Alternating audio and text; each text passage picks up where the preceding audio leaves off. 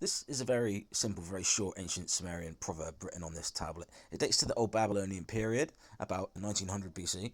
It's a very simple, very obvious proverb. And I love this one because it just goes to show that we have always loved dogs. And it reads, Urgere Gabal Nam Muduen Zu Numerab Today. And, and what that means is, to a dog hostility do not display, and it will not bite you. And if you're wondering why it says that, I will just quickly run over it for you. So, first of all, this sign here means dog. And this is attached to the non-human dative and the ergative case marker, which itself is running off of the previous R Auslort. Okay, so next we have the compounded verbal chain, which starts here and ends here. Gabal do being the compounded verb, which means hostile. This sign here, nam, its base value means fate, but here it's being used as a modifier, an adjective, which is literally saying a hostile fate. But the translator here has decided to use the word display, to display hostility. So this is the ventive prefix mu, which sits in slot 4 of the verbal chain, and this is the enclitic second person case marker, which sits in slot 14 of the verbal chain. So all of this is the verb hostility, and it's pointing towards the second person.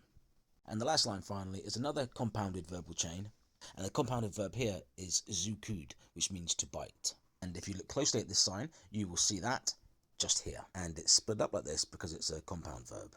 And we know it means to bite, but it literally means compounded verb. It means to cut with tooth, to bite. Moving on. This sign here, nu, is the negation performative prefix. This sign, again, mu, is the ventive prefix. Ra is the second person dative prefix, which is telling us who the action is being performed on.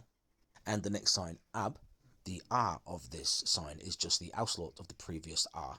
And the B of this sign is telling us who's performing the action. It's also telling us that it's non-human in the third person. Obviously it's non-human because the action of this verb is being performed by a dog.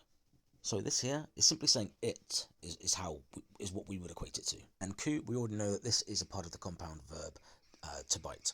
And it's ku5 rather than kud because usually the D would get dropped. And it only gets pronounced if something follows it in the chain, which in this case, it does. And so the last sign, day. So the D is the auslort of the previous sign, rendering it pronounceable. And the E or A of this sign is the present future marker, which puts this in the future tense. And so there you have it. Putting this all together, we get, to a dog, hostility do not display, and it will not bite you. So I hope that wasn't too complicated. Bye!